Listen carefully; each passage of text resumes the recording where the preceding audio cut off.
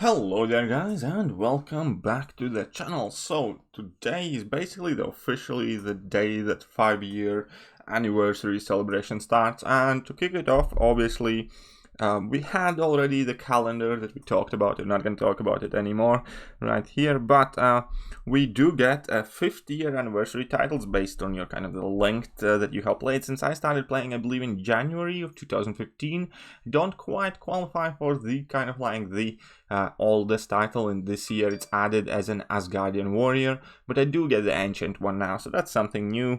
The profile picture is, well, let's face it, these aren't too important, but hey, picture with 5 on it in case 5 is your lucky number. Cool. So we're gonna go ahead and claim that one. That's fair enough. And then also we do get a happy 5th anniversary gift, which in this case, at least for Cavalier players, is 15,000 5-star shards. And did check it out last year. It was like a 4-star and 4-star and 5-star 6 stones. So this year being 15,000 5-star shards, I mean, it's alright. It's not a bad gift, let's face it, and it's quite cool. I like it. I like the fact that it's not a crystal, the basic or the featured one, because people can choose how they want to spend it. And it's a decent chunk.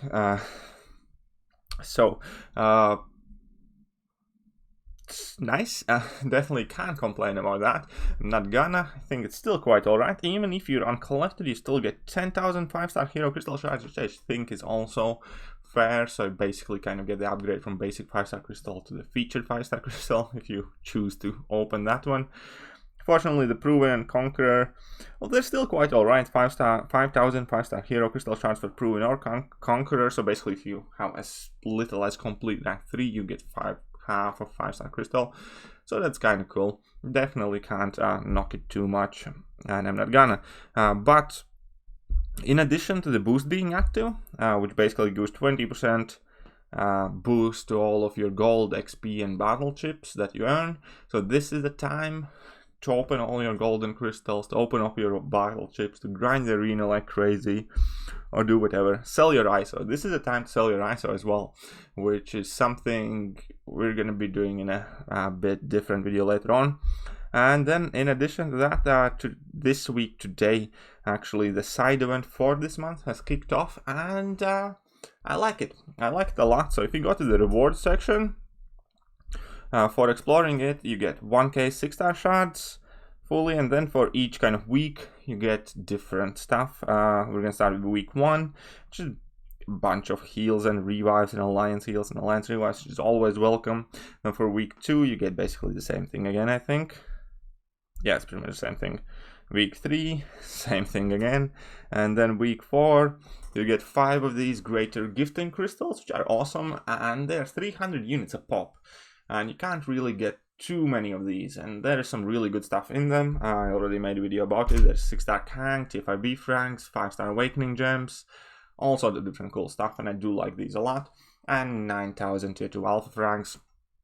So all in all, I do like this event, and I like the fact that to explore it, it's single lane, it's week by week. It's kind of like really similar to, I think, how Gwenpool went to the movies was, or to a degree anyways.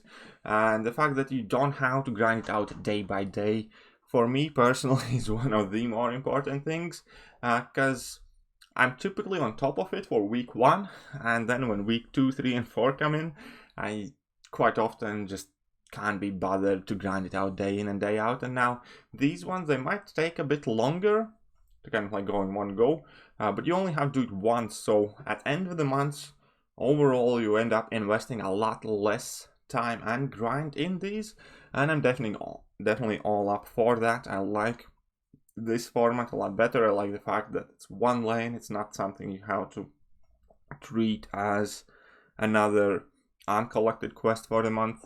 I like the fact that you can just do it in one go in one day if you choose to in the last week, and you don't have to do day by day by day, or keep reminding yourself throughout the day, did I do that quest today or did I not?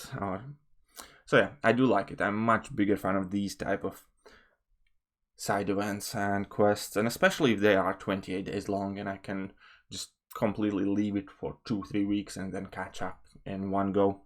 And also I wanted to give kind of like a shout, in my opinion, because obviously everybody's always looking at the epic rewards, but in this case, master rewards, where you get 2,500 5-star shots, kind of cool. The generic 3 to 4 4-star rank up gem is also nice. I do like these. I really want to see a lot more of these scattered throughout the side events, maybe added to the uncollected and to masters events and stuff like that.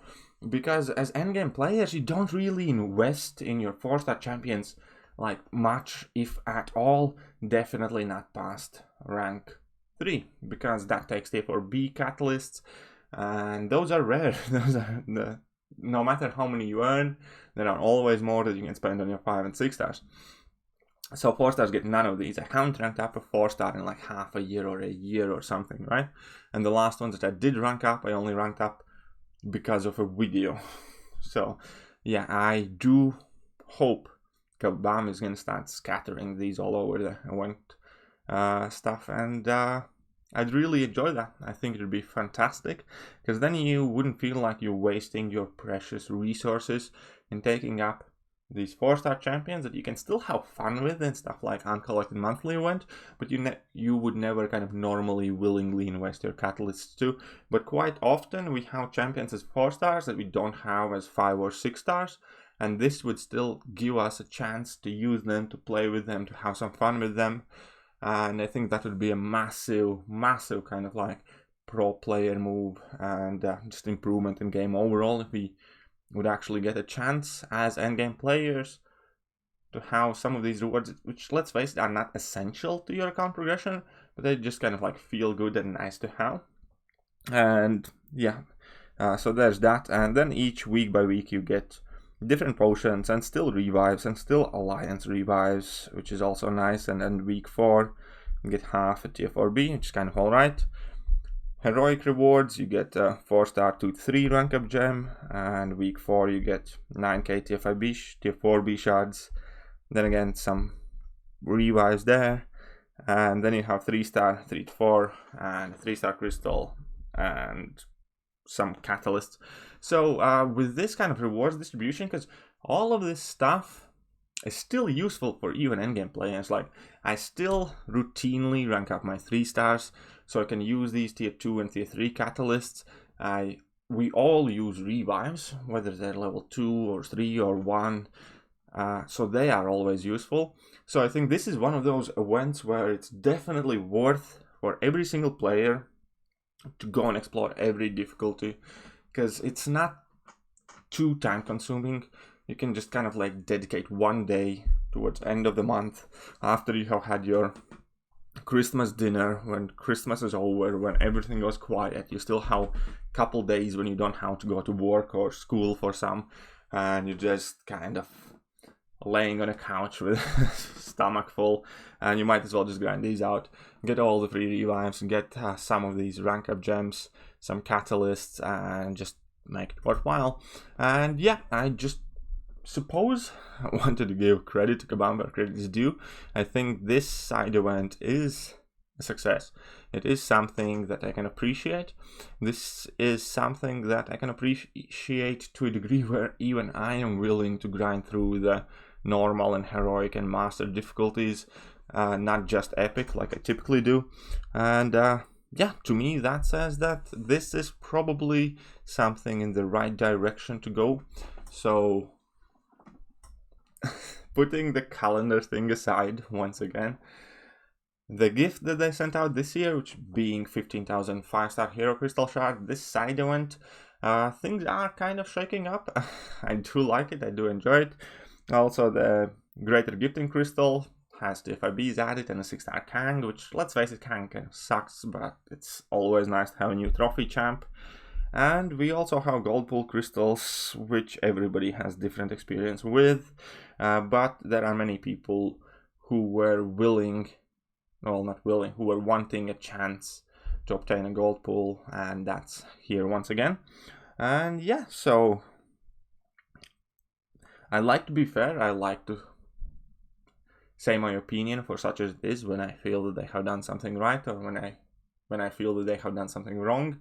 And these last bits, the Hall of Heroes, the gift and the rewards in Hall of Heroes definitely do seem to be good. I like them, and therefore, yeah, you can give credit where credit is due. These events in particular so far are shaping up for a decent celebration month. So yeah, once again, putting the initial calendar thing aside, this is something that's kind of like making up for it. And yeah, so let me know what you guys think. Are you guys excited? How many gold crystals have you converted? How much ISO have you sold? What do you think of Hall of Heroes?